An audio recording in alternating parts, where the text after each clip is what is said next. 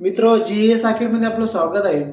आपला पोलीस भरतीचा पहिला क्वेश्चन पेपर जो होता, तो पहिला क्वेश्चन पेपर त्याचं आपण स्पष्टीकरण आज बघणार आहे.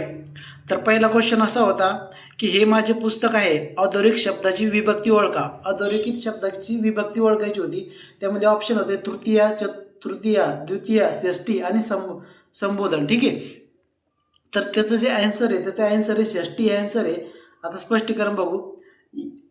हे माझे पुस्तक आहे, हे वाक्य आहे. या वाक्यामध्ये माझे हा शब्द अधोरेखित केलेला आहे, बरोबर आहे. आता माझे हा शब्द मी या सर्वनामाची षष्ठी विभक्तीचे रूप आहे. ठीक आहे. आता षष्ठी विभक्तीचा प्रत्यय ना चा, ची, चे किंवा सर्वनामांच्या बाबतीत झालं, जर सर्वच नामाच्या बाबतीत जर सांगायचं झालं तर त्याचं झा, झी, झे हे असे असतात, बरोबर आहे. आता येते पुस्तक. पुस्तक आणि मी यामधील मालकी हक्क किंवा संबंध दर्शवला जातो, बरोबर आहे. मालकी हक्क किंवा संबंध दर्शवला जातो. मग त्यामुळे काय होतं माहिती आहे, षष्ठी विभक्ती आहे. ठीक आहे. पुस्तक आणि मी याच्यातील मालकी हक्क दर्शवला जाते, त्यामुळं षष्ठी विभक्ती आहे. त्याच्यानंतर दुसरा क्वेश्चन आला होता. दुसरा क्वेश्चनचं ॲनालिसिस बघू. दुसरा क्वेश्चन आहे, आईने मुलीला गोष्ट सांगितली. या वाक्यातील क्रियापदाचा प्रकार ओळखायचा होता. ऑप्शन आहे शक्य क्रियापद, प्रयोजक क्रियापद, सकर्मक आणि अकर्मक. ठीक आहे. तर आता याचं ॲन्सर आहे सकर्मक. कसं माहिती आहे का, आईने मुलीला गोष्ट सांगितली. आता लक्ष द्या, ज्या वाक्यात क्रिया पूर्ण होण्यासाठी ना कर्माची आवश्यकता असते, बरोबर आहे, त्याला सकर्मक क्रियापद असते म्हणतात, बरोबर आहे. मग आता याच्यात या वाक्यात सांगणारी कोण आहे, आई. मग आई काय झालं, आईने गोष्ट सांगितली ना, मग सांगणारी आई आहे, तर आई काय झालं, कर्ता झालं. हां, आणि काय सांगितले तर गोष्ट सांगितली, बरोबर आहे. मग गोष्ट हे कर्म आहे. वाक्यात गोष्ट कर्म असल्यामुळे सांगितलेली हे सकर्मक क्रियापद आहे. ठीक आहे. सांगितलेली हे सकर्मक क्रियापद आहे. गोष्ट सांगण्याची क्रिया इथं आईने केलेली आहे, बरोबर आहे. त्याच्यानंतर प्रश्न तिसरा आहे, वाघाने पिंजऱ्याबाहेर उडी मारली. प्रयोग ओळखा. आता याचा आन्सर आहे कर्मणी प्रयोग. आता कर्मणी प्रयोग कसा, लक्ष द्या. जेव्हा क्रियापदाचे रूप कर्माच्या उडी, काय मारली वाघाने, उडी, कर्माच्या उडी लिंग किंवा वचनानुसार बदलते, तेव्हा त्याला कर्मणी प्रयोग म्हणतात. ठीक आहे. आता कर्त्याला वाघाने, कर्ता काय, वाघ. मग कर्त्याला म्हणजेच वाघाने प्रत्यय लागला आहे आणि क्रियापद कर्माप्रमाणे बदलले आहे. कर्त्याप्रमाणे क्रियापद नाही बदलले, तर कर्माप्रमाणे. जर आपण हे बघा, आता उडीऐवजी जर उड्या घेतला तर अनेक वचन होते. उडीऐवजी जर उड्या घेतला तर अनेक वचन होते. मारल्या असं क्रियापद असेल, मारली, उडी जर असलं तर मारली असं क्रियापद येईल, आणि उड्या जर घेतलं तर मारल्या असं क्रियापद येईल. म्हणजे कर्मानुसार क्रियापद बदलतंय. ठीक आहे. म्हणून हा कर्मणी प्रयोग आहे. कर्मानुसार क्रियापद बदलते म्हणून हा कर्मणी प्रयोग आहे. त्याच्यानंतरचा क्वेश्चन बघू.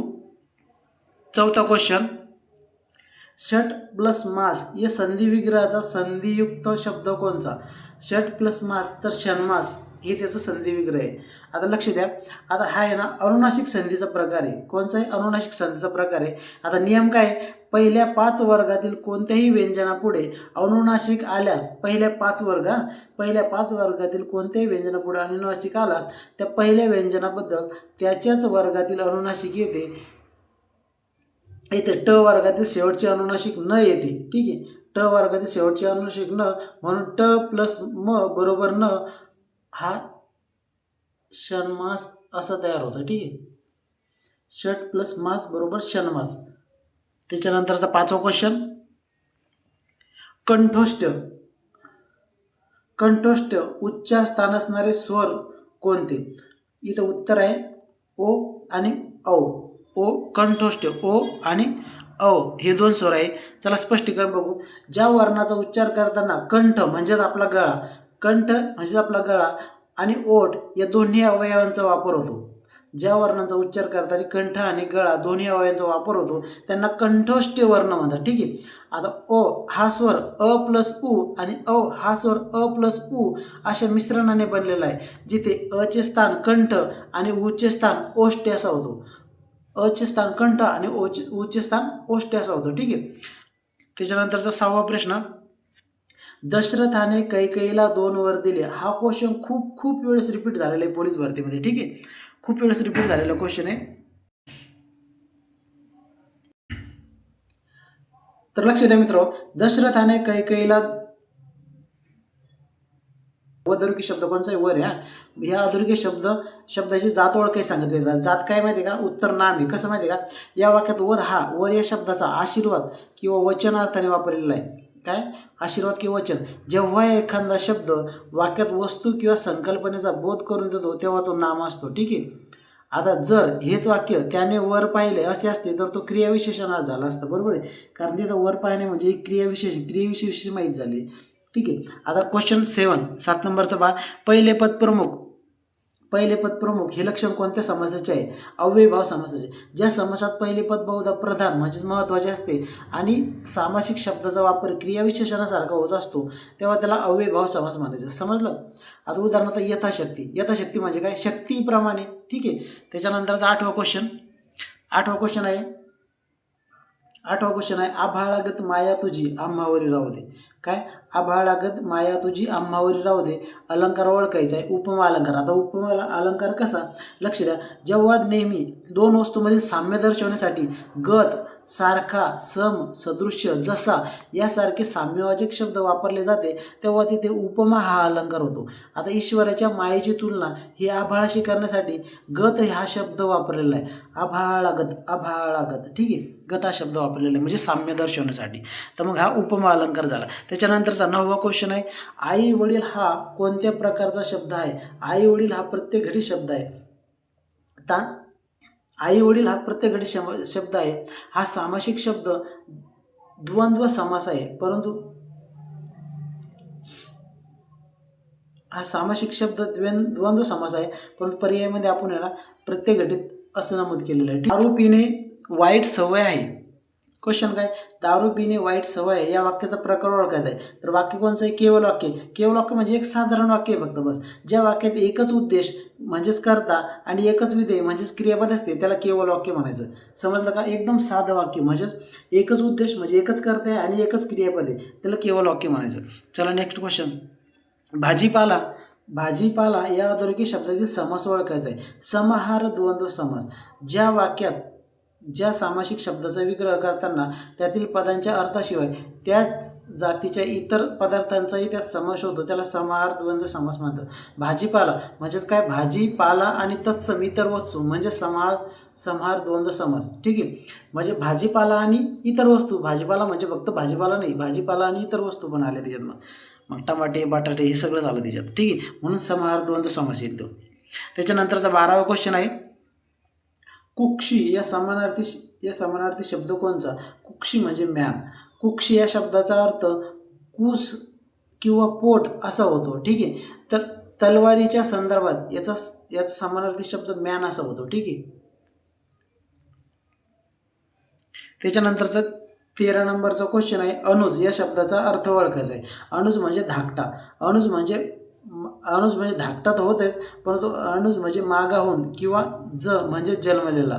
मागाहून जन्मला. जो मागाहून जन्मलेला आहे असा तो म्हणजे अनुज आणि त्यालाच धाकटा पण म्हणता येते. ठीक आहे. आणि याच्या उलट जर अगोदर किंवा आधी जन्मलेला असेल तर त्याला अग्रज म्हणायचं. ठीक आहे. म्हणजे अग्रज अपोजिट अनुज. आता 14 नंबरचा क्वेश्चन आहे आच लागणे या वाक्प्रचाराचा अर्थ ओळखायचा आहे. आच लागणे म्हणजेच काय माहिती आहे का? झळ सोसावी लागणे किंवा नुकसान होणे. ठीक आहे. आच लागणे, झळ सोसावी लागणे, नुकसान होणे. जेव्हा एखाद्या घटनेचा किंवा संकटाचा त्रास प्रत्यक्ष किंवा अप्रत्यक्ष आपल्याला सहन करावा लागतो तेव्हा त्याला आच लागणे म्हणतात. ठीक आहे. एखाद्या गोष्टीचा त्रास सहन करावा लागतो त्याला झळ लागणे म्हणतात. नंतरचा क्वेश्चन आहे उंदीर या स्त्रीलिंगीचे रूप काय आहे? उंदीरची उंदरीण होते. आता मराठी व्याकरणमध्ये ना आपण प्राणीवाचक पुल्लिंगी नावांना ना इन लावतो. ठीक आहे. प्रत्यय लावून त्यांचे स्त्रीलिंगी रूप तयार होते. ठीक आहे. उंदीर उंदरीण. बरोबर आहे. वाघ वाघीण इन लावतो. इन. आता 16 नंबरचा क्वेश्चन नकटीच्या लग्नाला 1700 विघ्न. क्वेश्चन काय? नकटीच्या लग्नाला 1700 विघ्न या वाक्यातील नकटीच्या हे मुळात काय आहे? नकटीच्या विशेषण. नकटीचे विशेषण आहे. नकटी हे मुळात विशेषण आहे नाक चपटी असलेली म्हणजे नकटी त्याला विशेषण म्हणता येईल. आता या म्हणीप्रमाणे त्याचा वापर नामासारखा केला आहे. विशेषण जेव्हा नामाची जागा घेते तेव्हा त्याला विशेषण साधित नाम असे म्हणतात. ठीक आहे. तर त्याच्यानंतरचा पुढचा क्वेश्चन आहे, मायेची थोरवी सर्वच साधू संतांनी गायली आहे. बरोबर आहे. मायेची थोरवी सर्व साधू संतांनी गायली आहे. तर या वाक्यातील भाववाचक नाम ओळखायचं आहे. आता थोरवी हे त्याचा आन्सर आहे. ज्या शब्दाने वस्तूंचा किंवा प्राण्यांचा गुण, धर्म किंवा भाव यांचा जर बोध होत असेल किंवा उल्लेख होत असेल तर त्याला भाववाचक नाम म्हणायचं. ठीक आहे. थोरवी, गरिबी, मित्रत्व, नवलाई. ठीक आहे.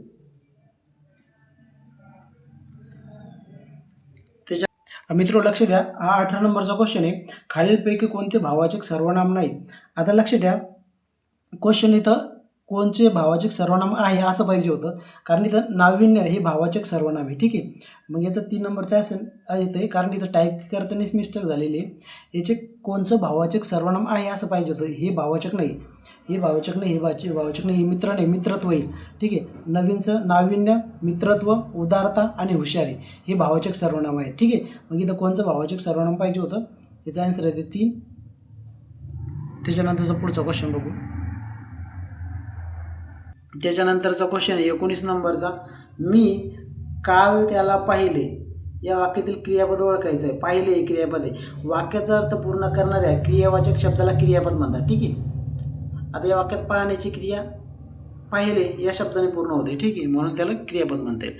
त्याच्यानंतरचा 20 नंबरचा क्वेश्चन आहे, सौरभ लांब दोरी आणायला गेला. सौरभ लांब दोरी आणायला गेला. दोरी कशी लांब, म्हणजे इथं लांब हे विशेषण आहे.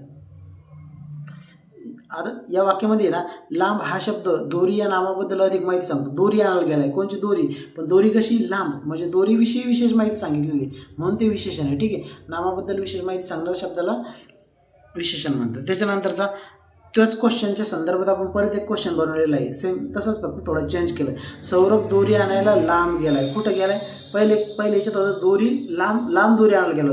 दोरी या नामाविषयी विशेष माहिती सांगणारा शब्द म्हणून ते विशेषण होतं. पण आता इथं तसं नाही. सौरभ दोरी आणायला लांब गेलाय म्हणजे दूर गेलाय. या किती लांब हे आहे. ठीक आहे. आता याचं उत्तर क्रियाविशेषण आहे. पहिलं याचं होतं विशेषण, कारण नामाविषयी माहिती होती. आता इथे क्रियापदाविषयी माहिती आहे. क्रियेविषयी विशेष माहिती म्हणून क्रियाविशेषण आहे.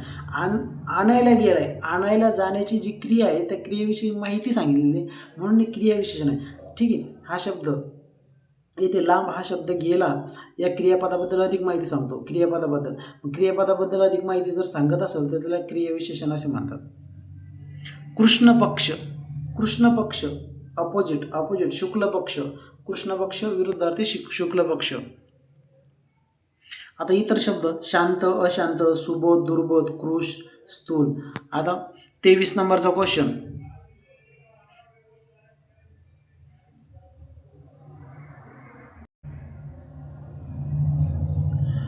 प्रश्न 23 नंबरचा, बटीक या शब्दाचा समानार्थी शब्द कोणता. तर बटीक म्हणजेच दाशी.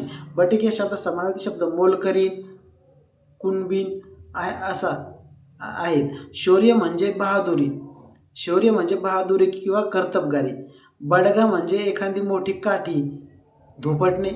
ठीक आहे, किंवा सोमटा. त्याच्यानंतर 24 नंबरचा क्वेश्चन आहे, नखा बोटावर चालणे या वाक्प्रचाराचा योग्य अर्थ सांगा.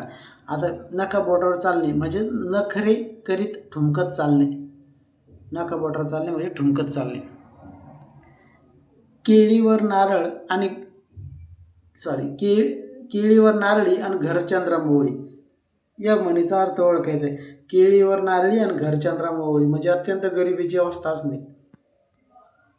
त्याच्यानंतर 26 नंबरचा, महाराष्ट्राचे आद्य कीर्तनकार कोणाला म्हणतात. महाराष्ट्राचे आद्य कीर्तनकार संत नामदेव यांना म्हणतात. त्याच्यानंतरचा क्वेश्चन आहे, एकच प्याला हे पुस्तक कोणाचं आहे. तर एकच प्याला हे पुस्तक राम गणेश गडकरी यांचं आहे. राम गणेश गडकरी. त्याच्यानंतर आचार्य अत्रे यांचं आहे साष्टांग नमस्कार. पु ल देशपांडे यांचं आहे बटाट्याची चाळ. आणि वसंत कानेटकर यांचं आहे रायगडला जेव्हा जाग येते. मित्रो, हे जे क्वेश्चन आहे, हे जे ऑप्शन तुम्हाला दिलेत का, हे पाठच करा, कारण हे आलेले क्वेश्चन आहेत, खूप वेळेस आलेले क्वेश्चन आहे. पुस्तकावर, जुने पुस्तकावर आणि जुने प्रसिद्ध लेखावर क्वेश्चन असते म्हणजे असते. तर लक्ष ठेवा, एकच प्याला राम गणेश गडकरी, त्याच्यानंतर आचार्य अत्रे यांचा साष्टांग नमस्कार, पु ल देशपांडे यांची बटाट्याची चाळ, वसंत कानेटकर यांचं रायगडला जेव्हा जाग येते. हे एकदम इम्पॉर्टंट आहे, एकदम इम्पॉर्टंट आहे, लक्षात ठेवा. रिपीट क्वेश्चन येते त्याच्यावर, म्हणून ते आपण घेतले टेस्ट सिरीजमध्ये. राज्याचे विधान परिषद सभापती कोण? आता त्यावेळेचा करंटचा क्वेश्चन, बरोबर आहे, राम शिंदे. हां, त्याच्यानंतर 2025 सालचा लता मंगेशकर पुरस्कार कोणाला मिळाला? तर सोनू निगम यांना मिळाला. 2025चा लता मंगेशकर पुरस्कार सोनू निगम व कुमार सानू यांना मिळाला. ठीक आहे, आपण करंटचे क्वेश्चन पण ॲड केलेले. 2024चा कुस्ती विजेता कोण? विनायक शेळके. अखिल भारतीय मराठी साहित्य संमेलन 2025 कुठे? तर नवी दिल्ली. मित्रांनो, याच्याविषयी आपण माहिती टेलिग्रामवर टाकलेली आहे. 2025चं साहित्य संमेलन. आता लक्षात ठेवा, 2025चे साहित्य संमेलन डिटेल माहिती पाहू परत.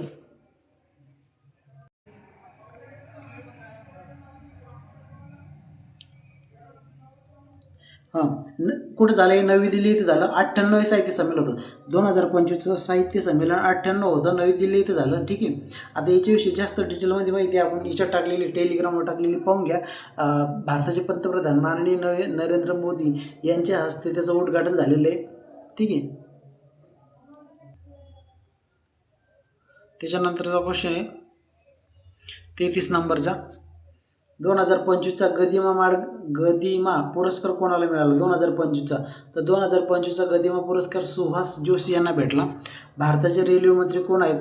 हे क्वेश्चन याच्यासाठी घेतलं आहे की असे क्वेश्चन, अशा टाईपचे क्वेश्चन खूप वेळेस आलेले आहे. तर अश्विनी वैष्णव हे आहेत.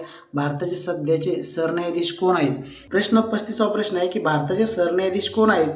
तर भारताचे सरन्यायाधीश सध्या 2026 नुसार सूर्यकांत हे आहेत. सूर्यकांत. ठीक आहे,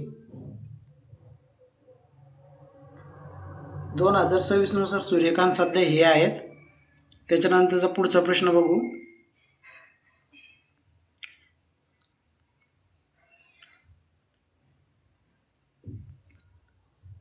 लिंबूमध्ये कोणते आम्ल असते?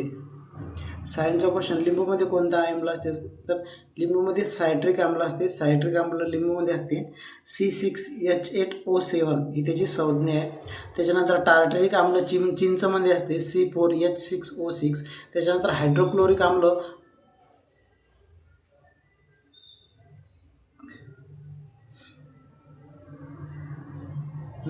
आपल्या पोटामध्ये असते, HCl. हायड्रोक्लोरिक आम्ल आपल्या पोटात असते.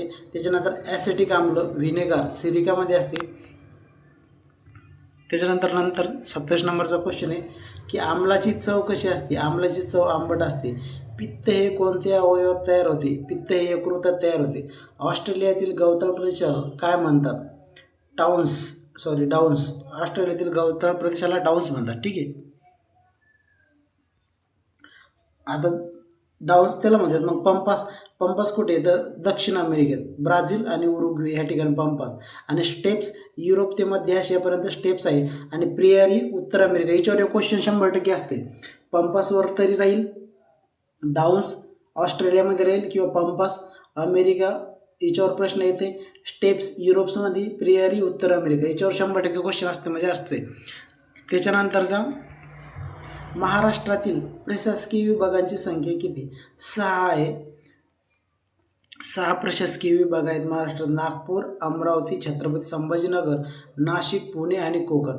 रायगड येथे कोणते अभयारण्य आहे? रायगड येथे कर्नाळा अभयारण्य आहे. ठीक आहे, त्याच्यानंतरचा प्रश्न आहे, याचं स्पष्टीकरण. रायगड येथे कर्नाळ आहे, पालघर येथे अर्नाळ आहे आणि अकोला येथे नरनाळा आहे. 3 लय महत्त्वाचे. रायगड, कर्नाळा, पालघर, अर्नाळा आणि अकोला, नरनाळा याच्यावर क्वेश्चन येते, म्हणजे येते. 11 मे कोणता दिवस आहे? 11 मे तंत्रज्ञान दिवस आहे. त्याचं स्पष्टीकरण बघू.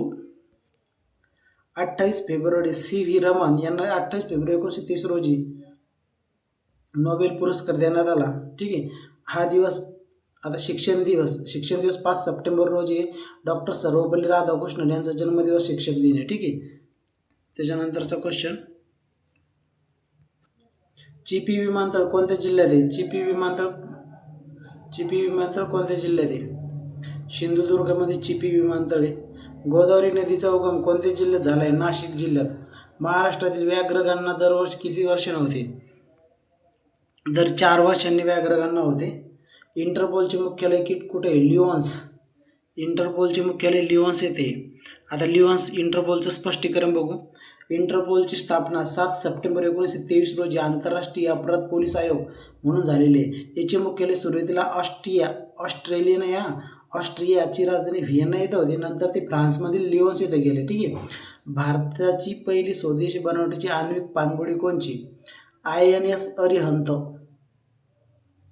महाराष्ट्रात कुंभमेळा कुठे भरतो? नाशिक येथे, उज्जैन येथे आणि अलाहाबाद येथे.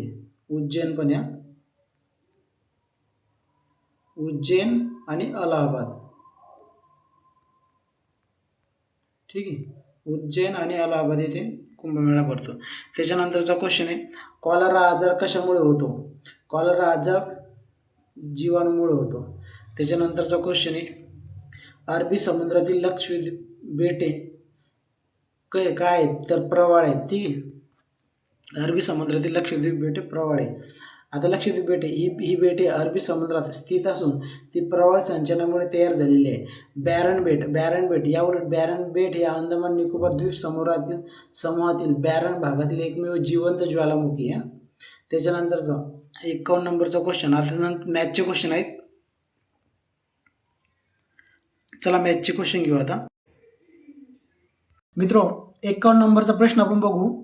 51 नंबरचा प्रश्न आहे, एका वर्तुळाचा परिघ 176 सेंटीमीटर आहे, तर त्या वर्तुळाचे क्षेत्रफळ किती? आता वर्तुळाचा जो परिघ आहे, ठीक आहे, वर्तुळाचा परिघ त्याचं स्ट्रक्चर काय माहिती आहे का? दोन पाया आर. बरोबर आहे. वर्तुळाच्या परिघाचं स्ट्रक्चर आहे 2 पाया आर. बरोबर आहे. आणि इथं वर्तुळाचा परिघ किती दिलेला आहे? 176. 2 गुणिले पाया आर बरोबर 176. ठीक आहे. 176. तर मग नंतर काय होईल माहिती आहे का? हे 7 तिकडे मल्टिप्लाय होऊन जातील. 176 गुणिले 7 भागिले 2 गुणिले 22. बरोबर आहे. 176 गुणिले 2 भागिले 22 दोन्ही 44. मग 44 जर 176ला भागितलं, 44 एका 44, 44 चूक 176. खाली काय उरलं? हे 7 आहे. खाली काय उरलं? हे 4 आणि हे 7. याचं 4 आणि 7, 4 गुणिले 7 याचा गुणाकार येईल 28. म्हणजे आरची व्हॅल्यू काय आली? 28. ठीक आहे. आरची व्हॅल्यू आता आपण 28 पाहिली. आरची व्हॅल्यू 28 आली. मग वर्तुळाचे क्षेत्रफळ काय माहिती आहे का? वर्तुळाचे क्षेत्रफळ आहे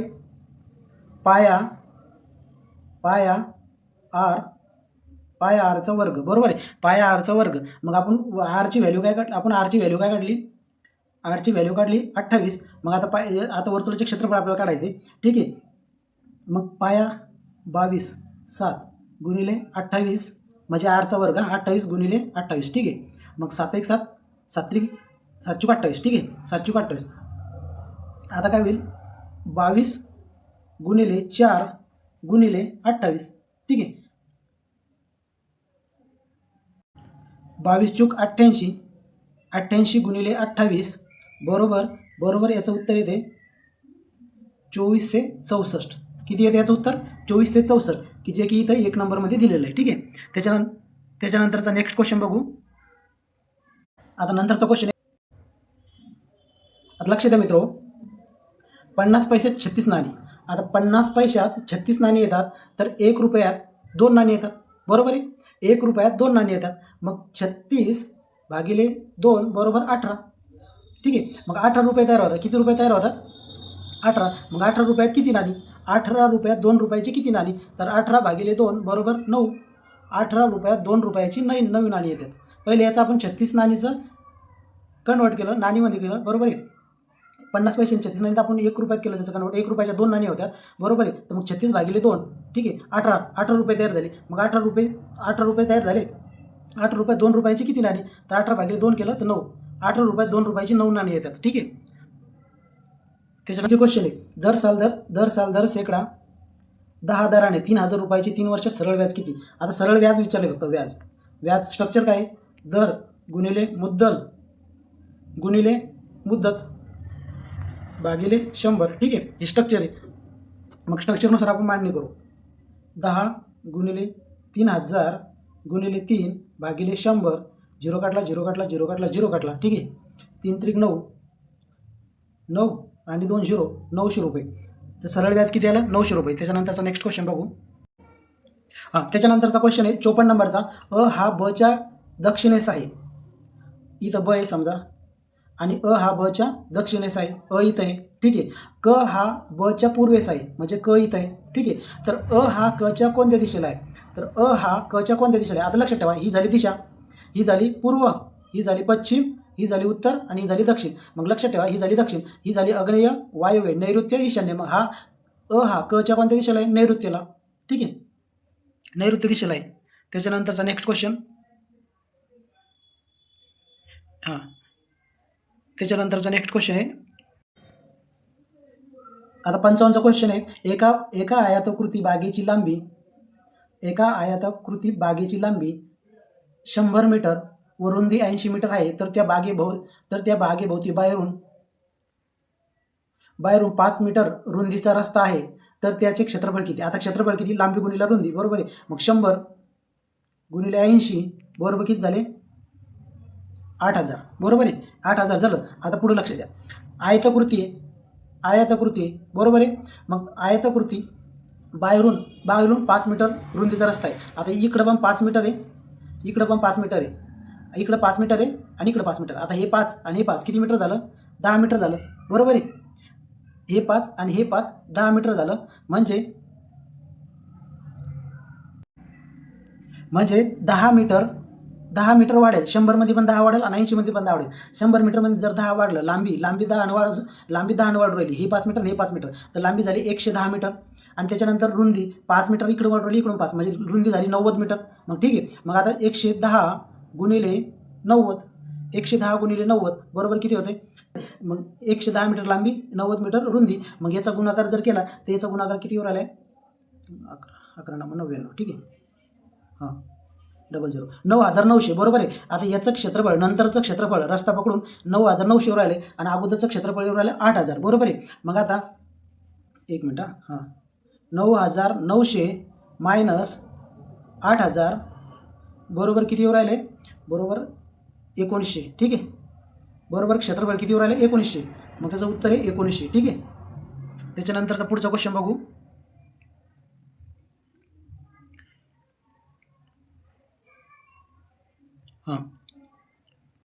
नंतरचा क्वेश्चन आहे 56 नंबरचा. एका व्यापाऱ्याने एक पुस्तक 150 रुपये किमतीला खरेदी केले व 210 रुपये किमतीला विकले, तर नफा किती झाला. आता नफ्याचं स्ट्रक्चर काय माहिती आहे का, नफा बरोबर विक्री मायनस खरेदी. ठीक आहे. मग विकलं कितीला, 210ला. 210ला विकलं, खरेदी कितीला केलं, 150ला. ठीक आहे. 150ला खरेदी केलं ना, मग त्याला नफा किती झाला, 60 रुपये.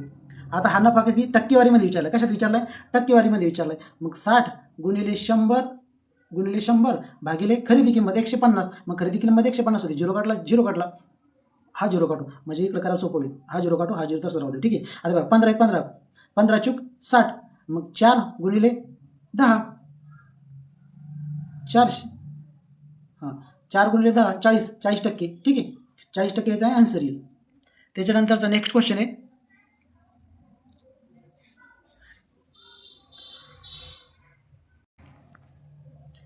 एका सांकेतिक भाषेत प्लॅटो हा शब्द 35,204 असा लिहितात, तर 043 हा संकेत कोणत्या शब्दासाठी असेल. आता लक्षात ठेवा, इथं 043 हा शब्द इथंच आहे. पी साठी काय विचारले, पी साठी विचारले 3. ठीक आहे. पी साठी 3 विचारले. त्याच्यानंतर 4 साठी काय विचारले, ओ 4 साठी विचारले. त्याच्यानंतर 0 कशासाठी विचारले, टी साठी विचारले. मग टी साठी विचारले. मग इथं काय तयार होईल, 043 ना, मग 0चं टी, 4चं ओ आणि 3चं पी, टॉप. काय तयार होणार आहे, टॉप. त्याच्यानंतरचा नेक्स्ट क्वेश्चन, हां, जर जर DCB WXY असेल तर IHG किती? हां, DCB विचारलं आहे. आता लक्षात ठेवा, याच्यासाठी काय करायचं माहिती आहे का? अगोदर तुम्हाला ABCD असं लिहावं लागेल. ABCD EFGHIJKL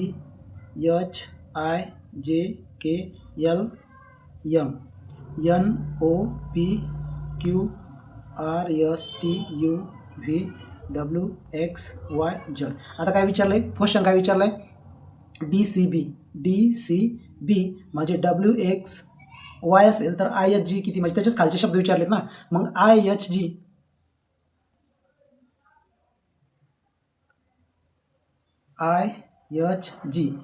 ठीक आहे, RST काही RST, ठीक आहे. तर मग आपण उलटं सांगितलं आहे, तर स्टार्टिंगला येईल T, नंतर येईल TS आणि R, ठीक आहे, TSR. तर त्याचा आन्सर आहे 1 नंबरचं 3 नंबरचा आन्सर आहे TSR, ठीक आहे. त्याच्यानंतरचा नेक्स्ट क्वेश्चन आहे ACE बरोबर 135 तर LOP बरोबर किती?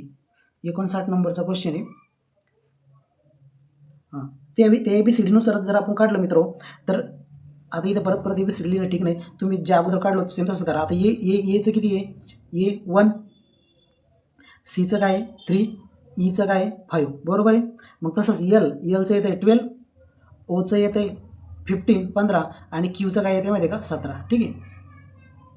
12, 15, 17 काय येते? 12, 15, 17. त्याच्यानंतरचं नेक्स्ट ऑप्शन आहे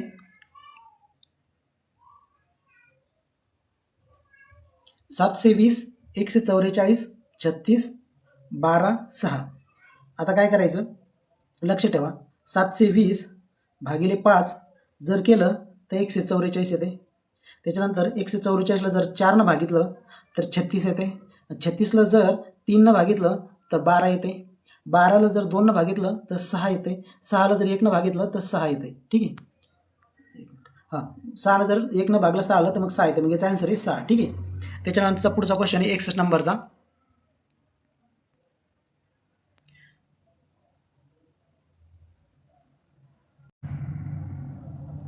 क्वेश्चन आहे खुर्चीला टेबल म्हटले, टेबलाला पेन म्हटले, पेनाला वही म्हटले, वहीला पुस्तक म्हटले, तर बसण्यासाठी कशाचा वापर करावा लागेल? आता बसण्यासाठी कशाचा वापर करावा लागेल? खुर्चीला काय म्हटले? टेबल, मग टेबलवरच बसावं लागेल, ठीक आहे. हां, त्याच्यानंतरचा क्वेश्चन आहे हौसाबाई सदूच्या सासूबाई आहेत, तर सदूची मुलगी हौसाबाईची कोण? आता हे बघा, सदू इथं माणूस पण असू शकते किंवा बाई पण असू शकते, बरोबर आहे. पण जर आपण सदू ही जर बाई पकडली, ठीक आहे, मग हौसाबाई सदूच्या कोण आहे? सासू. मग सदू हौसाबाईची कोण आहे? सून आहे. सदू हौसाबाईची सून आहे.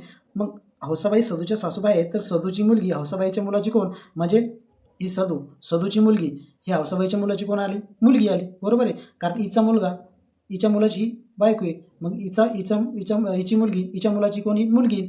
पण जर समजा इथं जर सदू जर माणूस असला तर हौसाबाईचा तो झाला जवाई.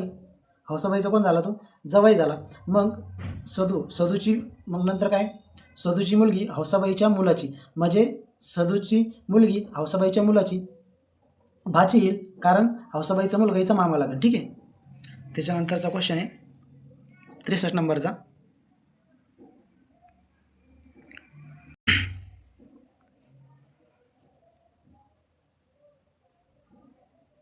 दोन दिवसांपूर्वी पाऊस पडला, ठीक आहे. आता क्वेश्चन आहे 2 दिवसांपूर्वी पाऊस पडला, परवा बुधवार आहे, वरील दोन्ही विधाने खरी मानली तर पुढीलपैकी कोणते विधान निश्चित बरोबर आहे? आता लक्षात ठेवा, परवा कधी आहे? परवा बुधवार, ठीक आहे. म्हणजे आज काय? आज सोमवार, ठीक आहे. मग 2 दिवसापूर्वी म्हणजे परवा बुधवार आहे ना, मग आज सोमवार, म्हणजे 2 दिवसापूर्वी काय येईल? सोमवारी. 2 दिवसापूर्वी सोमवारी कधी पडला पाऊस? सोमवारी पडला, ठीक आहे. त्याच्यानंतरचा नेक्स्ट क्वेश्चन, सोमवारी पाऊस पडला. हां, नंतरचा क्वेश्चन आहे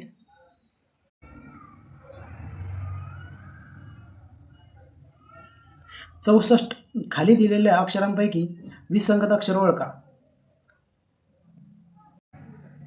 आता मित्र लक्ष द्या, हे जे आहे ना हे टायपिंग मिस्टेक आहे इथं. तर इथं इथं काय पाहिजे होतं HJMO असं दिलं होतं, पण हे टायपिंग मिस्टेक आहे. आता लक्षात ठेवा, हे तिन्ही शब्दाचं कसं माहिती आहे का, बीच्या नंतर 2 अक्षर सोडून ई येतं आहे, सी आणि डी सोडून. ईच्या नंतर 2 अक्षर सोडून एच येतं आहे, एचच्या नंतर 2 अक्षर सोडून के येतं आहे. त्याच्यानंतर सेम जीचं तसंच, जीच्या नंतर 2 अक्षर सोडलं HI तर जे येऊ राहिले, जेच्या नंतर 2 अक्षर सोडले KL तर एम येऊ राहिले, एमच्या नंतर 2 अक्षर सोडलं तर पी येते. त्याच्यानंतर सेम टीचं तसंच आहे, टीच्या नंतर जर 2 अक्षर सोडले यू व्ही तर डब्ल्यू येते, डब्ल्यूच्या नंतर 2 अक्षर सोडले झेड येते, झेडच्या नंतर 2 अक्षर सोडले सी येते. पण हे एच जे एम तसं नाही, एचच्या नंतर 2 अक्षर सोडले IJ तर के यायला पाहिजे होतं. ठीक आहे, के यायला पाहिजे होतं, पण डायरेक्ट 1 अक्षर सोडून जे येऊ राहिले, त्यामुळे हे विसंगत आहे. त्याच्यानंतरचा नेक्स्ट क्वेश्चन, लक्ष द्या, 65 नंबरचा क्वेश्चन आहे, संख्या मालिका पूर्ण करा. 2, 5, 10. आता 2 आणि 5 मध्ये कितीचा फरक आहे, 3चा. 5 आणि 10 मध्ये 5चा फरक आहे. त्याच्यानंतर 10 आणि 7 मध्ये 7चा फरक आहे. 10 आणि 17 मध्ये 7चा फरक आहे. त्याच्यानंतर 17 आणि 26 मध्ये 9चा फरक आहे. मग लक्षात ठेवा, 3चा फरक आहे, त्याच्यानंतर 2 वाढून 5चा फरक आहे, त्याच्यानंतर 2 वाढून 7चा फरक आहे, नंतर 2 वाढून 9चा फरक आहे, नंतर 2 वाढून कितीचा फरक असायला पाहिजे, 11चा फरक असला पाहिजे. मग 26 प्लस 11 किती राहिले, 37. किती यायला पाहिजे आन्सर, 37. त्याच्यानंतरचा पुढचा क्वेश्चन बघू. चला लक्ष द्या मित्रो, सान्वीचा जन्म 2020 मध्ये भारतीय स्वातंत्र्य दिनाच्या दिवशी झाला असून त्या दिवशी शनिवार होता. काय होता, शनिवार. तर सान्वीचा याच वर्षीचा म्हणजे पुढच्या वर्षीचा 2021चा वाढदिवस कोणत्या दिवशी असेल. आता स्वातंत्र्य दिवस म्हणजे कधी झाला, 15 ऑगस्टला झाला. ठीक आहे, 15 ऑगस्टला झाला, त्या दिवशी शनिवार होता. मग 2021 म्हणजे 1 वर्ष वाढलं. मग 1 वर्ष वाढल्याच्या नंतर 1 दिवस प्लस करायचा, 15 ऑगस्ट. त्याच्यानंतर 1 दिवस प्लस केला, शनिवार प्लस 1 किती, रविवार. कधी होईल तिचा बड्डे, रविवारला होईल 2021ला. 1 वर्षामध्ये 1 दिवस वाढते. हां, त्याच्यानंतरचं लक्ष ठेवा मित्र, रिकाम्या जागी अक्षरांचा कोणता गट येईल. आता ए, त्याच्यानंतर इथं 2 स्पेस आहे, 2 स्पेस आहे, A space BA space BA space BB. आता हे जे 2-2च्या जोड्या आहेत, BB येतं, इथं ए म्हणजे ए पाहिजे होतं, त्याच्यानंतर BB म्हणजे इथं बी पाहिजे होतं, त्याच्यानंतर ए झालं ए, त्याच्यानंतर इथं BB इथं बी पाहिजे होतं, त्याच्यानंतर AA इथं एकच स्पेस आहे, इथं इथं ए पाहिजे होतं. मग काय राहिले, ABBA असं पाहिजे होतं. तर 3 नंबरच्या ऑप्शनमध्ये दिलेलं आहे, हे टायपिंगमध्ये इथं मिस्टेक झालेली. 3 नंबरच्या ऑप्शनमध्ये दिलेलं आहे याचा आन्सर ABBA. ठीक आहे, त्याच्यानंतरचा नेक्स्ट क्वेश्चन,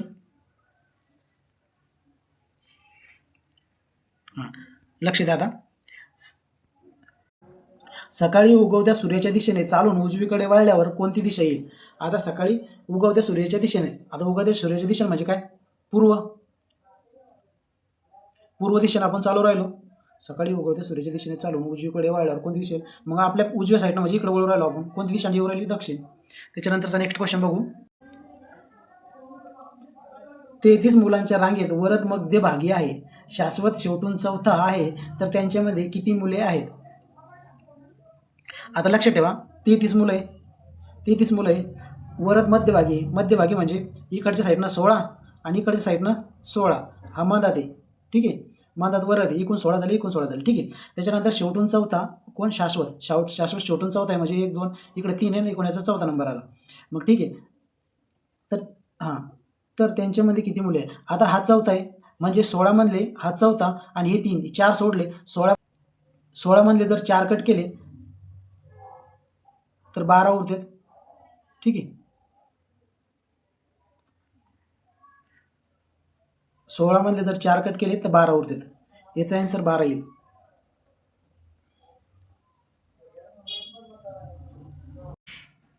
त्याच्यानंतरचा क्वेश्चन आहे, मयुरा ही सीएपेक्षा कमी उंच आहे. मयुरा सीएपेक्षा कमी. चला लक्ष द्या, मयुरा ही सीएपेक्षा कमी उंच आहे, सिया. ठीक आहे, त्याच्यानंतर सोनाक्षी ही सीएपेक्षा अधिक उंच आहे. ठीक आहे, सोनाक्षी आहे. नुजत ही सर्वात उंच आहे, सर्वात उंच. तर सर्वात ठेंगणी कोण, मायरा सर्वात ठेंगणी. त्याच्यानंतरचा नेक्स्ट क्वेश्चन मित्र, त्याच्यानंतर 71 नंबरचा क्वेश्चन आहे, 128 गुणिले 927 या 2 संख्येचा गुणाकार किती. आता हे काही एक्सप्लेन करायसारखं नाही, गुणाकार सगळं लिहायचं ते, त्याचा नंबर आहे, त्याचा आन्सर आहे 11,008. हां, 1,18,656. त्याच्यानंतरचा नेक्स्ट क्वेश्चन आहे. हा क्वेश्चन खूप वेळेस येते बरं का.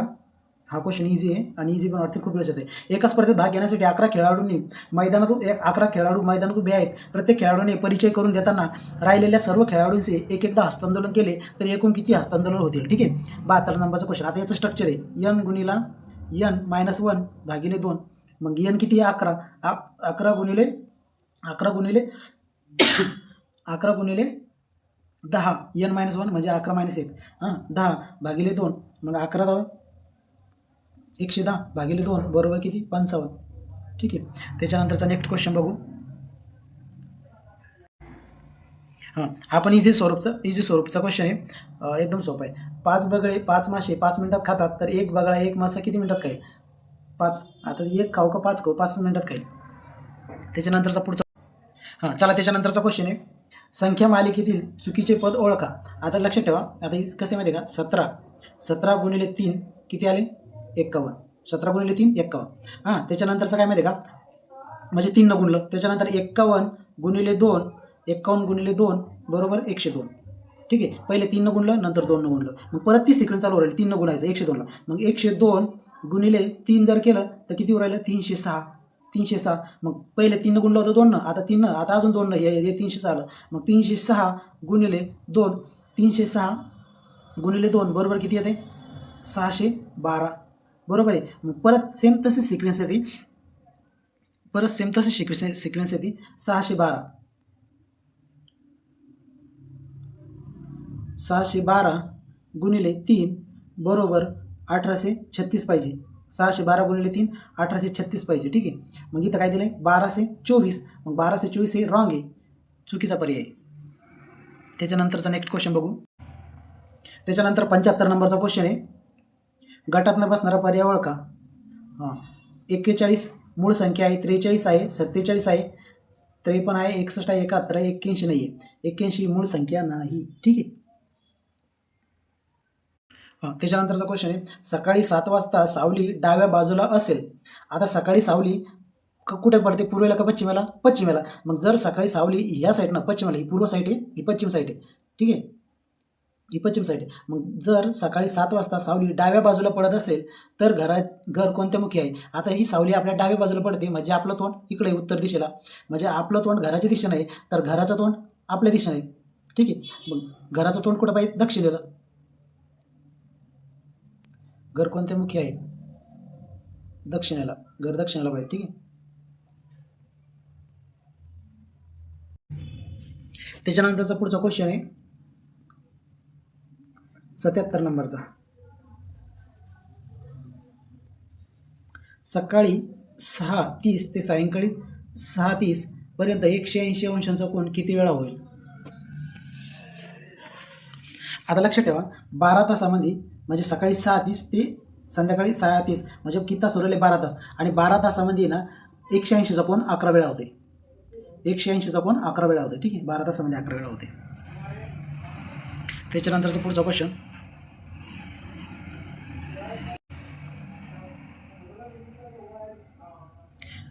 दुपारी 12 ते रात्री 8 वाजेपर्यंत एकूण किती टोल पडतील? आता 12 + 1 2 + 3 + 4 + 5 + 6 + 7 + 8 बरोबर. याची प्लस किती राहिली? 48 व्हायला पाहिजे. 80 नंबरचा क्वेश्चन. एक मुलगा त्याच्या घरापासून उत्तरेकडे 20 मीटर जातो. बरं, घरापासून उत्तरेकडे 20 मीटर गेला. तेथून पूर्वेकडे वळून 6 मीटर चालतो. 6 मीटर चालतो. तेथून पुन्हा दक्षिणेकडे वळून 12 मीटर चालतो. 12 मीटर चालतो.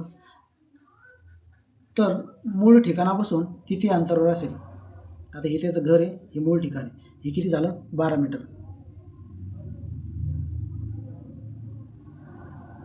मूळ ठिकाणापासून किती मीटर अंतरावर असेल? ठीक आहे. आता हे 12 मीटर झालं. हे एवढं अंतर झालं 8 मीटर. किती मीटर? 8. आणि हे किती मीटर झालं? 6 मीटर. हे 6 मीटर झालं. ठीक आहे. आता इथून इथपर्यंत अंतर मोजायचं आहे. हे इथपर्यंत 12 झालं, इथून एवढं 8 आहे आणि हे एवढं 6 मीटर आहे. मग 8चा वर्ग 6चा वर्ग. 8चा वर्ग किती होते?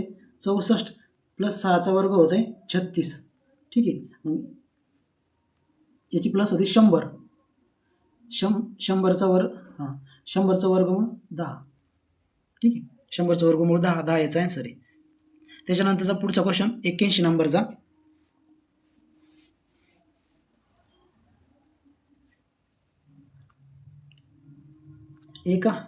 एका नळातून एका सेकंदात 25 मिलीलिटर पाणी पडते, तर त्याच नळातून 2.5 तासात किती लिटर पाणी पडेल? आता 2.5 तासात, 2.5 तासात 25 मिलीलिटर. आता 25 मिली म्हणजे किती? 2,25,000. ठीक आहे, 2,25,000 मिली, 2,25,000 मिली. ठीक आहे, मग 1,000 मिली म्हणजे किती? 1 लिटर. 1 मिली म्हणजे 1 लिटर ना. 1,000 मिली म्हणजे 1 लिटर. तर हे किती? 2,25,000 मिली. मग 2,25,000 मिलीचा लिटरमध्ये कन्वर्ट करायचे. ठीक आहे, हे मिलीलिटर आहे, आपण लिटरमध्ये केलं आहे. लिटरमध्ये केलं आहे. आता लिटरमध्ये 1,000 मिली म्हणजे 1 लिटर. मग हे मिली आपल्याला लिटरमध्ये कन्वर्ट करायचं. ठीक आहे, मग लिटरमध्ये कन्वर्ट करायसाठी 2,25,000 भागिले 1,000, 0 कटले, 3 0 कटले, किती उरले? 225 लिटर. किती आलं याचं? किती लिटर झाले ते? 225 लिटर. 225 लिटर. ठीक आहे, मग 2.5 तासामध्ये किती लिटर पाणी कुठं राहिले? 225 लिटर. ठीक आहे, नंतरचा क्वेश्चन आहे, राम व श्याम दोघे विरुद्ध दिशेने एकमेकाकडे येत आहेत. राम हा 30 मीटर प्रति तास वेगाने, तर श्याम हा 40 मीटर प्रति तास या वेगाने येत आहे. दोघे 10 मिनिटानंतर एकमेकांना केव्हा भेटतील? ठीक आहे, आता लक्ष ठेवा, दोघे विरुद्ध दिशेने येतात ना, मग त्यांची प्लस होईल. 30 + 40 बरोबर 70 मीटर वेग. हां, मग वेळ किती लागते त्यांना? 10 मिनिट. 10 मिनिटांनी भेटतात ना, वेळ 10 मिनिट. मग अंतर, तर दोघांमध्ये सुरुवातीचं अंतर किती? मग अंतर बरोबर किती? 70 × 10 बरोबर 700 मीटर. ठीक आहे, 700 मीटर अंतर आहे. हां, त्याच्यानंतर 10 माणसे 10 भाकरी खातात. 10 भाकरी 10 मिनिटात खातात, तर एक माणूस 1 भाकर 10 मिनिटातच खाईल. त्याच्यानंतरचा क्वेश्चन आहे, 600 + 80 भागिले 2 - 80 × 8. आता 600 पहिलं काय करावं लागेल? भागाकार करावं लागेल. 600 + 80 भागिले 2 40 - 10 10 × 8 80 -80. आता हे किती झाले? 640 - 80 म्हणजे किती झालं ते? 560. त्याच्यानंतरचा नेक्स्ट क्वेश्चन,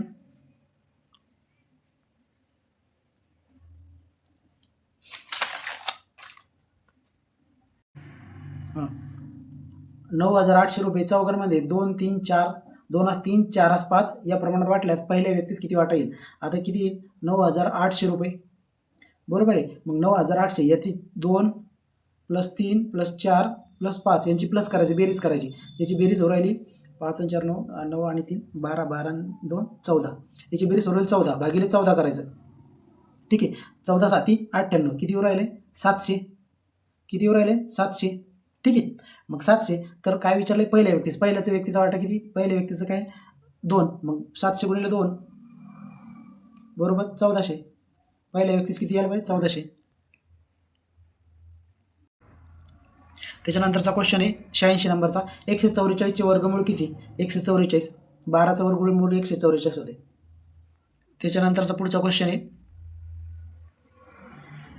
एका जनावराच्या कळपास 24 सोडून सर्व गायी, 30 सोडून सर्व म्हशी व उर्वरित बकऱ्या, त्या कळपात 24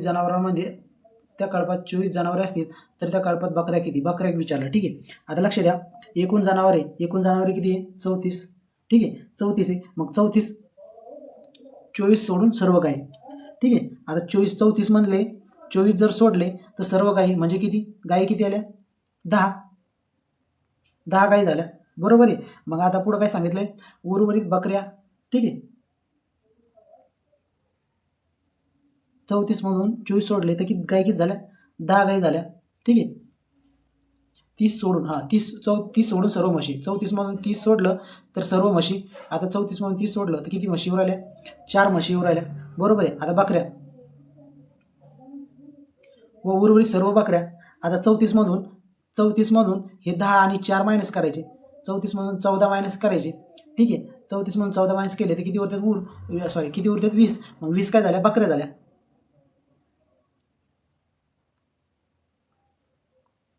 20 बकऱ्या झाल्या. इथं टायपिंग मिस्टेक. 20 यायला पाहिजे, याचा आन्सर 20 यायला पाहिजे. चला लक्ष द्या. आज रोजी राजू, सुनील, अरुण यांच्या वयाची बेरीज 77 आहे. तर 3 वर्षापूर्वी त्यांच्या वयाची बेरीज किती? आता 3 जण आहेत, तिघांची बेरीज 77 आहे. मग 3 वर्षापूर्वी विचारले, बरोबर आहे. मग 3 वर्षापूर्वी तिघाचे जण 3 वर्ष 3 वर्ष 3 + 3 तिघाचे वर्ष किती उरायले? 9 वर्ष. मग 77 - 9, 77 - 9 जर केलं तर किती राहिले? 68. त्याच्यानंतरचा नेक्स्ट क्वेश्चन. नंतरचा क्वेश्चन, डिक्शनरी हा शब्द 12, 34, 25, 67, 79 असा लिहिला तर ऑर्डिनरी हा शब्द कसा लिहिणार? आता ओ साठी काय आलं इथं? 1 2 3 4, 1 2 3 4. ओ साठी आले 5. ओ साठी किती आले? 5. त्याच्यानंतर आर साठी काय आले? आर साठी आले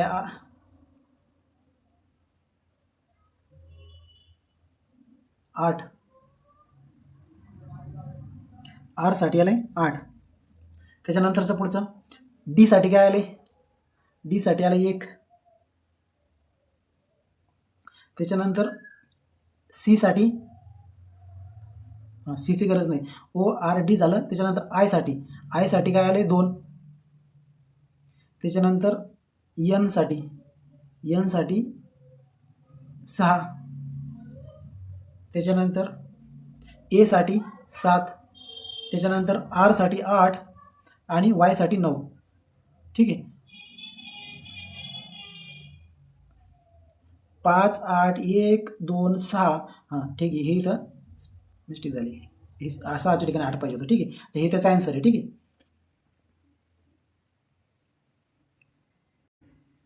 लक्ष ठेवा, रिंकू टिंकूपेक्षा 3 वर्षांनी लहान आहे.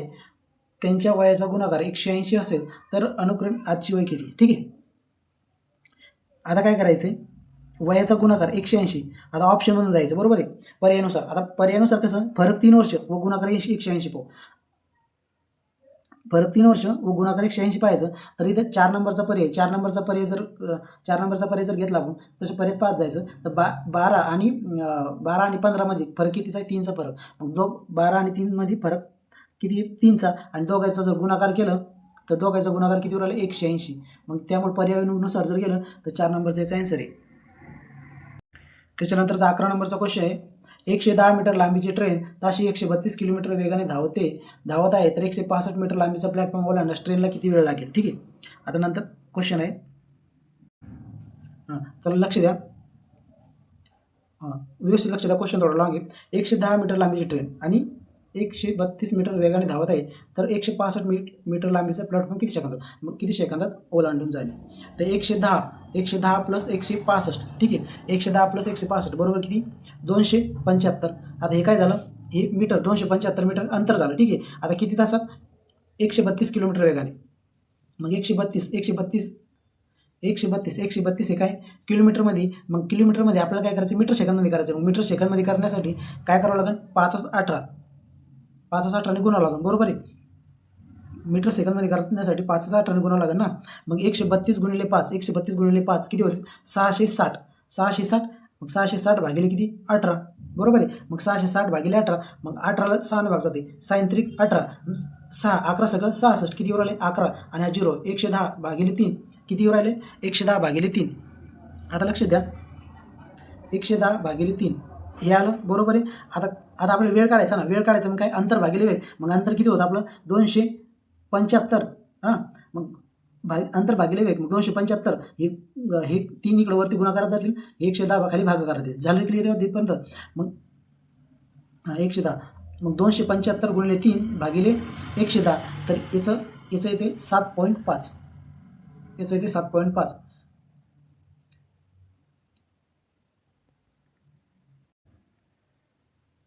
हे जे 210 आहे, 275 आहे. 275 गुणिले 3 करायचे. 275 गुणिले 3 जर आपण केलं ना तर 825 येते. 825. मग 825 भागिले 110 100 साती 107. हां 100 साती 107. 10 7 70 777 येऊ राहिले.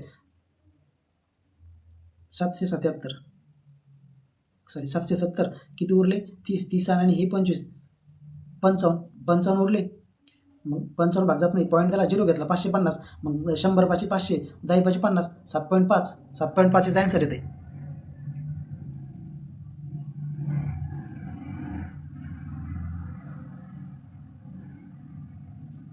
त्याच्यानंतर पुढचा क्वेश्चन आहे 92 नंबरचा. 5 क्रमावर समसंख्यांची बेरीज 660 असल्यास लहान संख्या कोणती? आता सरासरी मधली संख्या असते, बरोबर आहे. मग 5 क्रमावर समसंख्येची बेरीज किती? 660. मग 5 संख्येची बेरीज आहे ना, 5 संख्येची बेरीज आहे ना, मग 5 संख्येनं भागायचं, किती राहिले? बरोबर 132. मग 5 क्रमावर समसंख्येची बेरीज 132 असल्यास सर्वात लहान संख्या कोणती? मग 132 संख्या सरासरी मधली संख्या असते. मग 132 ही मधली सरासरी संख्या आहे. मग इकडं 2 134, अजून एक 136, आणि इकडे अजून 2 संख्या येतील. 130 समसंख्या 130 आणि 128. तर 128 तर सगळ्यात छोटी कोणी? मग 128. त्याच्यानंतरचा पुढचा क्वेश्चन बघू.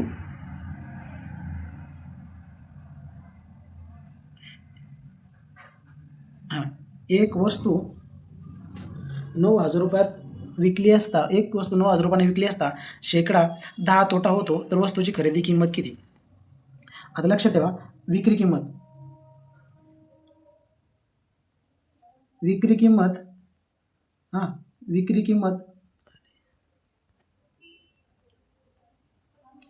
किंमत गुणिले 100 भागिले 100 मायनस तोटा.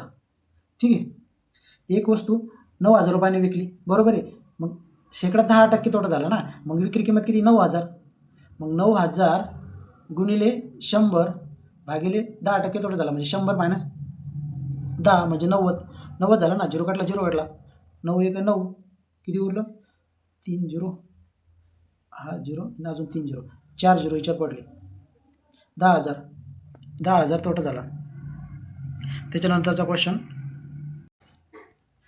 3:40 वाजता तास काटा मिनिट काट्यातील कोण किती असेल? आता तास किती झाले? 3 गुणिले 30, बरोबर आहे 90. त्याच्यानंतर मिनिट किती? 40. ठीक आहे. मग मिनिट किती? 40. मग मिनिट 5, 11/5. 11 याचं स्ट्रक्चर काय माहिती आहे का? हे स्ट्रक्चर याचं लक्षात ठेवा. 30 तास याच म्हणजे तास भागिले 11/2. मग याचं 40चं 11/2 केलं तर किती ते? 5.5. 5.5. मग 5.5 सॉरी 11/2 किती येते? 11/2 5.5. 40चं नाही, 5.5 गुणिले 40. मग 5.5 गुणिले 40 जर केलं तर किती येऊ राहिले? 220. मग 90 मायनस 220 बरोबर 130 डिग्री. त्याच्यानंतरचा पुढचा क्वेश्चन.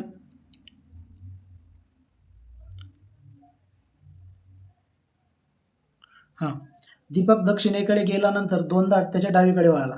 दक्षिणेकडे गेला, 2दा डावीकडे वळाला. ठीक आहे. इकडे वळाला, परत इकडे वळाला. ठीक आहे. नंतर उजवीकडे वळून चालू लागला, तर दीपक कोणत्या दिशेला चालेल? पूर्वला. त्याच्यानंतरचा क्वेश्चन. 15 मजूर एक काम 36 दिवसात करतात, तर तेच काम 27 मजूर किती दिवसात करेल? ठीक आहे. 15 मजूर 36 दिवसात करतात, म्हणजे किती दिवसात? 540 होते, याचा गुणाकार 540. ठीक आहे. मग 540 भागिले 27 बरोबर 20 दिवसात करते. त्याच्यानंतरचा पुढचा क्वेश्चन आहे. राकेश व राजेश यांनी एकत्र 10 चेंडू 10 बॅट विकत घेतले. राकेशने 1300 रुपये खर्च केले व राजेशने 1500 रुपये खर्च केले. जर बॅटची किंमत एका चेंडूच्या 3 पट असेल तर एका बॅटची किंमत किती? आता लक्षात द्या, एकूण खर्च किती केला? 1300 प्लस 1500 बरोबर किती झाला? 2800. आता समजा चेंडूची किंमत किती आहे? x व आणि बॅटची किंमत बॅटची किंमत किती आहे? 3x बरोबर आहे. x 3x. मग लक्षात ठेवा. ठीक आहे. आता लक्षात ठेवा, त्यांनी 10 रुपये खर्च केले. मग लक्षात ठेवा 10x प्लस 10 3x, कारण याची व्हॅल्यू x आहे म्हणून 10x, याची व्हॅल्यू 3 आहे म्हणून 10 3x. मग 10 3 30 बरोबर आहे. एक झाले 30 झाले ना. मग 10 3 30 हे 30x आणि हे 10x 40x. किती x झाले? 40x. लक्षात ठेवा. आता किती झाले? 40x. आणि टोटल किती त्यांचा खर्च किती झाला आहे?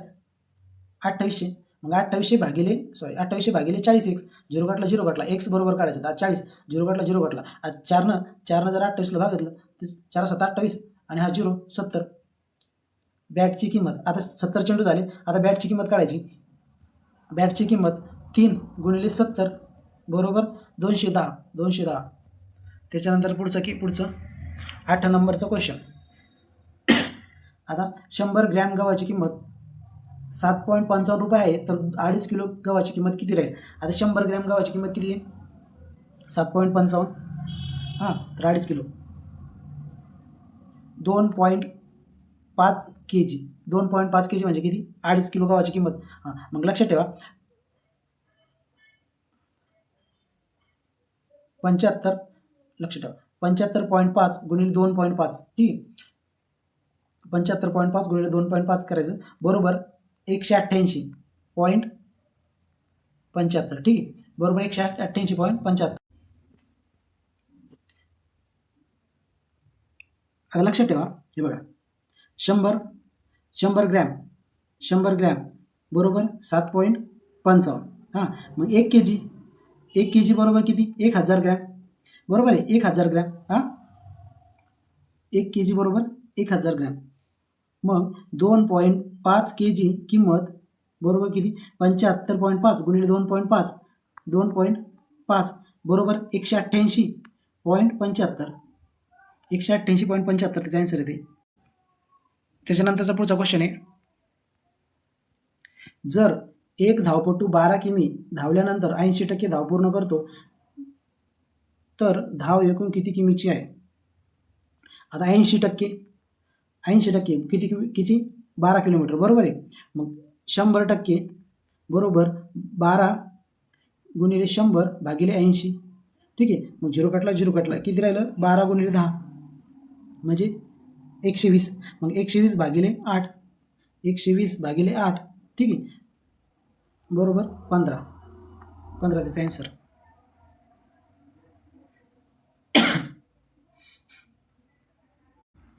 त्याच्यानंतरचा क्वेश्चन आहे, जर 8 लोक 80 गुंठ्याची पेरणी 40 दिवसात करतात, तर 36 लोक 30 दिवसात किती गुंठ्याची पेरणी करतात? आता लक्षात ठेवा 8 × 24 भागिले 80. आता इथं 60 पाहिजे होतं, 30 दिलेलं. हे इथं टायपिंग मिस्टेक झाली. ठीक आहे, आता लक्षात ठेवा 36 × 60 भागिले x. मग लक्षात ठेवा 182 याचा गुणाकार होते 192. 192 भागिले 80. बरोबर आहे, 192 भागिले 80 बरोबर याचा 36 × 60 1080. 1080 भागिले x. तर 1080 × 80 भागिले 192. ठीक आहे, भागिले 192 बरोबर किती येते? 450. याचा आन्सर येते. मित्र, आपण 100 क्वेश्चनचं इथे एक्सप्लेनेशन पूर्ण केलेलं आहे. तर नंतरचं जे क्वेश्चन पेपर आपला होईल ते लवकरच तुम्हाला सांगण्यात येईल. थांबू इथंच.